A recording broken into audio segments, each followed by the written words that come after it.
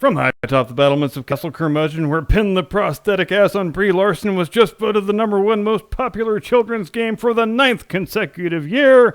Good evening, Mr. and Mrs. America, and all ships at sea. Welcome to the Blast Radius. Here is your Decline of Western Civilization News Roundup for the 3rd week of November 2023. Dateline Dublin, Monday, 13 November.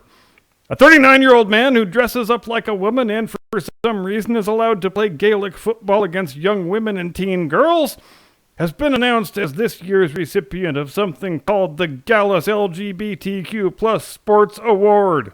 Marco Valentino, who insists upon being called Julia, was selected to receive the award because, in the words of Gay Community News, he has demonstrated, quote, bravery and grace by continuously standing up for trans women in sport amid considerable transphobic hate and lies, end quote. And I don't know about you, ladies and gentlemen, but when I think about a grown-ass man shoulder tackling a 16-year-old girl and spearing her into the turf with all the power his grown-ass man muscles can summon, the first two words I think of are bravery and gracefulness. Because only a filthy bigot would ever suggest that a grown-ass man beating up little girls is anything other than brave and graceful. Reached for comment on how he plans to celebrate his award, Mr. Valentino said, quote, I will continue beating up little girls until they stop giving me awards for it, end quote. Dateline Washington, Tuesday, 14 November. In a scene more reminiscent of a WWE pay-per-view than a legislative chamber, tempers flared on Capitol Hill this past Tuesday, with elbows even allegedly being thrown, though with significantly less grace than the late Macho Man Randy Savage used to throw them with, as the day began with Republican on Republican acrimony and violence that nearly ended with outright fisticuffs. Representative Marjorie Taylor Greene of Georgia fired the first salvo when she introduced an impeachment resolution on Homeland Security Secretary, enemy saboteur, and skin-suited reptilian space alien Alejandro Mayorkas, only to have the resolution shot down by her fellow Republicans, led by, full disclosure, my own congressman, Representative Darrell Issa of California, who went on to take a personal parting shot at Representative Greene. Is it Greene or Taylor Greene? I hate hyphenated names. I am outlawing them when they make me emperor. When he said, quote, Marjorie Taylor Greene is a hard-working member of Congress, but I believe she lacks the maturity and the experience to understand what she was asking for, end quote. Not to be outdone, Representative Greene, or Taylor Greene, take your pick, I guess, immediately jumped on Twitter and announced that Representative Issa lacks a functioning set of testicles.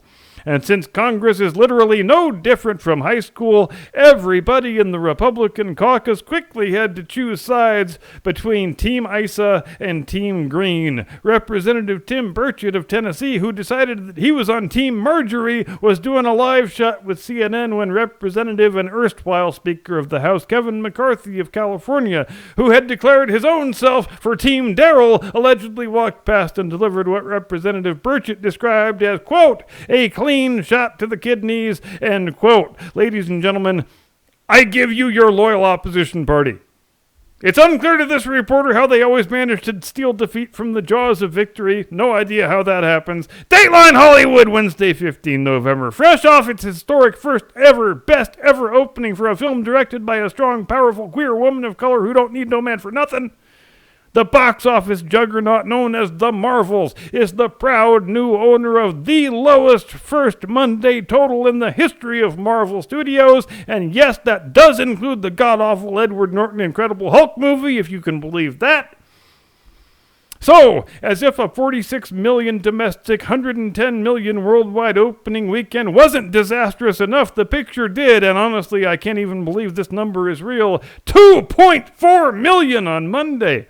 Which means we're looking at a second week cumulative total of around 16 million, give or take. So on the bright side, if it keeps up that present pace and stays in theaters for 67 years, then they might have an outside chance at making their budget back.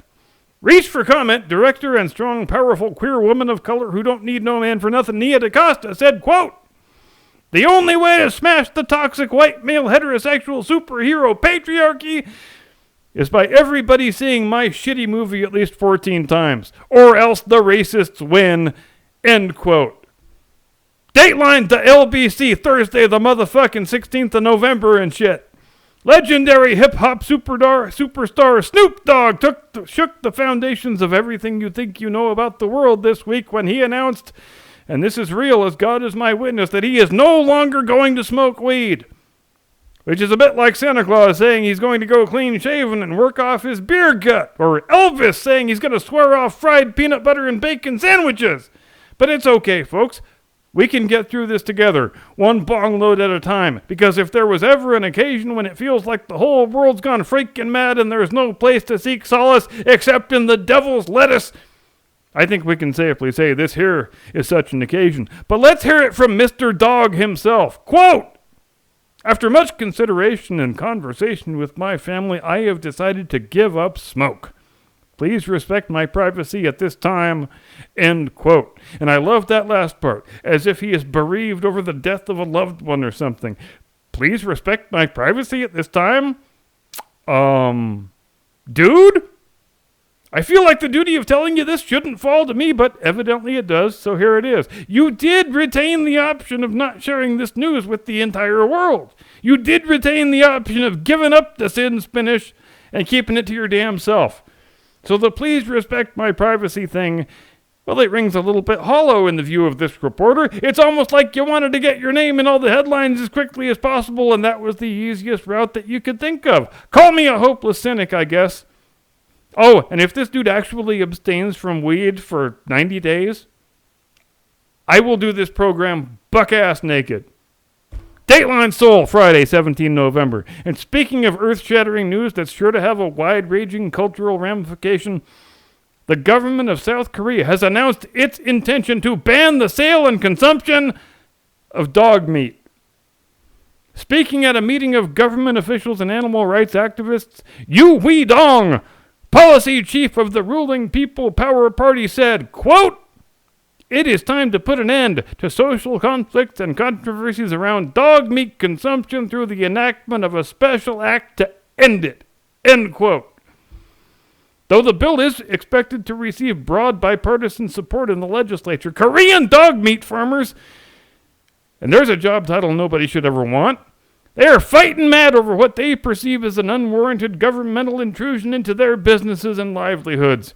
Reached for comment, the famous canine actor and dog rights activist Scooby-Doo stated, quote, "It's about time, Maria," end quote. And that, ladies and gentlemen, is your Decline of Western Civilization News Roundup for today, 19 November 2023. And with that, I send it over to my distinguished colleague, your friend and mine, the one and only Mr. Caucasian Sasquatch.